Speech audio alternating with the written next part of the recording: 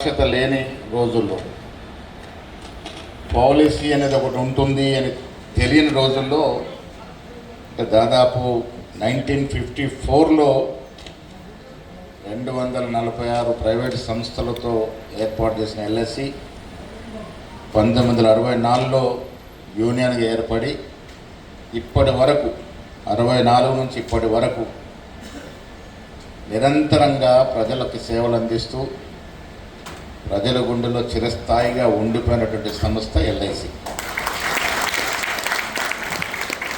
ఈ దేశ నిర్మాణానికి దాదాపు 1954 నుండి ఇప్పటి వరకు దేశ ఆర్థిక వ్యవస్థకి బలోపేతం చేస్తూ ఈ దేశ నిర్మాణంలో భాగమైంది ఎల్ఐసి. దాన్ని ఎవరు కాదనలేరు. చాలా పాలసీలు వచ్చాయి. ఇప్పుడు జాతీయ బ్యాంకుల నుంచి పాలసీలు వచ్చాయి, అంతర్జాతీయ పాలసీలు వచ్చాయి. ఎన్ని పాలసీలు వచ్చినా నమ్మకం మాత్రం ఎల్ఐసి మీదే. నేను విట్టలుగా అడుగుతూ ఉంటే ప్రైవేట్ పాలసీలు వచ్చిన తర్వాత ఏమైనా ఇబ్బంది అయిందా అని. లాభమైంది. ప్రైవేట్ పాలసీలు ప్రచారం చేస్తామంటే పాలసీలు మాత్రం ఆధార తీసుకుంటా ఉన్నారని. అంటే ప్రజల్లో, పేద ప్రజల్లో ముఖ్యంగా నమ్మకం. ఎల్ఐసి పాలసీ కడితే మాకు డోకా ఉండదు, భద్రత ఉంటుంది, జాగ్రత్తగా మా పాలసీని కాపాడుతారని ఒక నమ్మకం. ఎల్ఐసి ఏజెంట్ కూడా ఇలా సమాజంలో గౌరవం. కారణం, మీరేదో పాలసీలు చేసే ఒక ఏజెంట్ మాత్రమే కాదు, ఒక వ్యక్తికి ప్రమాదవశాత్తు ఏదైనా జరిగినా ఆ కుటుంబం భవిష్యత్తు నిలకడ ఉండటానికి వెన్నుదన్నుగా ఉండేటువంటి ఎల్ఐసి సంస్థకి మీరు వారధులు. సో ఒక రకంగా చెప్పాలంటే ఆ కుటుంబానికి దశ దిశ చూపేటటువంటి మార్గదర్శకులు మీరు. ఇప్పుడు పరిస్థితి ఏంటో కూడా నేను చాలా 25-30 ఏళ్ళకి చూసేది ఎల్ఐసి పాలసీ హోల్డర్స్ ఎంత కష్టపడి తిరిగేది. ఎందుకంటే ఆ రోజుల్లో అవగాహన లేదు. నేను కూడా 4-5 పాలసీలు కట్టాను, విట్టలు తప్ప మా వేరే వాళ్ళందరూ తీసుకున్నారు. పాలసీ రిటైర్ కూడా అయినాయి. మొన్న ఒక పాలసీ రిటైర్ అయింది, 28 లక్షలు ఎంత వచ్చింది నాకు. ఆ రోజు పాలసీ కావాలి అంటే 1కి 10 సార్లు తిరిగి ఒప్పిస్తే మెప్పిస్తే కానీ పాలసీ కట్టడం ముందుకు వచ్చేవారు కాదు. కారణం ఏంటంటే నిరక్షరాస్యత, అవగాహన లోపము. అంటే పాలసీ కడితే వ్యక్తికి, కుటుంబానికి భద్రత అని తెలియకపోవడం. ఇవాళ ఎగబడి పాలసీలు కడతా ఉన్నారు, ప్రైవేట్ పాలసీలు కడుతున్నారు, ఎల్ఐసి కడతా ఉన్నారు. కానీ ఆనాడు ఒక పాలసీని చేయాలంటే, ఇప్పుడు కొత్త తరం కాదు కానీ పాత తరం ఎల్ఐసి ఏజెంట్లు చాలామంది ఉన్నారు. చెప్పులు అరిగేదాకా తిరిగేవారు, అయితే కానీ పాలసీలు వచ్చేవి కాదు. అప్పుడున్నటువంటి పరిస్థితులు అటువంటి. కానీ ఏదేమైనా ఎల్ఐసి ఏజెంట్లని యొక్క పాత్ర చాలా గొప్ప పాత్ర. నేను ముఖస్థుతి ఏం చేయట్లేదు, వాస్తవంగా చెప్తా ఉన్నాను. మీరు కష్టపడి తిరిగి వారు కాదు కుదరదన్న ఒప్పించి పాలసీ చేస్తే అనుకోని సంఘటన జరిగినప్పటికీ మీరు గుర్తొచ్చేవారు. ఆనాడు ఆ వ్యక్తి వచ్చి నన్ను ఒప్పించకపోతే నా పరిస్థితి వాళ్ళు ఏమిటి అని.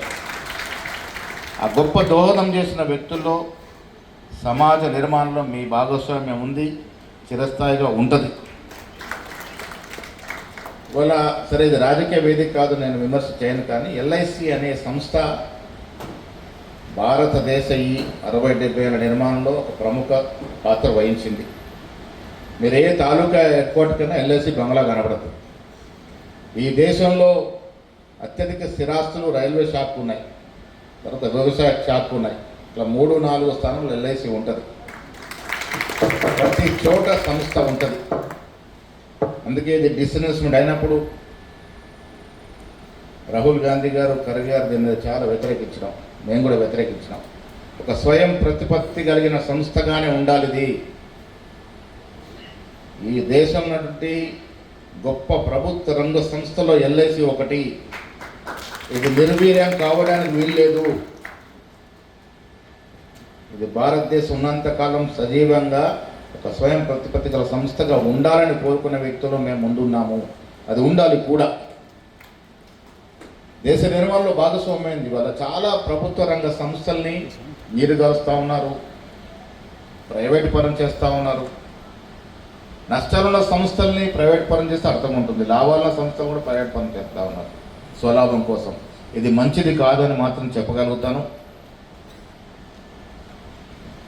ఎల్ఐసి ఏజెంట్లు మరి విఠల్ గారు అడుగుతా ఉన్నారు, మాకు స్థలం కావాలి హైదరాబాద్లో. తప్పకుండా కావాలి మీకు. ముఖ్యమంత్రి గారికి మీరు ఒక విన్నపం లెటర్ రాయండి. నేనే స్వయంగా ఎండార్స్ చేసి ఫైల్ మూవ్ చేసి హైదరాబాద్ చుట్టుపక్కల ప్రాంతాల్లో మంచి స్థలం, వారు 500 గదాలు అన్నారు, కానీ నేను ఎక్కువ ఇప్పించే ప్రయత్నం చేస్తాను. మీరు కూడా దాన్ని అందరికీ ఉపయోగపడే విధంగా ఒక ఎల్ఐసి ఏజెంట్ హైదరాబాద్ వస్తే ఉండే విధంగా అన్ని సదుపాయాలతో కట్టుకుంటే బాగుంటుంది. ఆ ప్రయత్నం నా వంతుగా చేస్తానే మాట తప్పకుండా చెప్తా ఉన్నాను. ఆంధ్రప్రదేశ్లో ప్రొఫెషన్ ట్యాక్స్ ఏదో మినహాయింపు ఇచ్చినారని చెప్పినారు, అది నాకు లెటర్ ఇవ్వండి, దాంతో కూడా ప్రయత్నం చేద్దాం.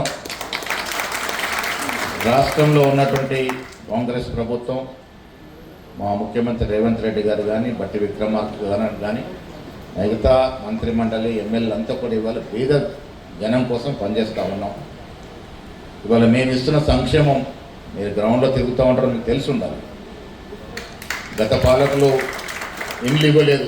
ఇవాళ ఇందిరమ్మ ఇళ్ళ పేరిట ఒక్కో నియోజకవర్గం 3000 ఇండ్ల చొప్పున ఆల్రెడీ ఇచ్చాం, ఇంకా ఇస్తూ ఉన్నాం.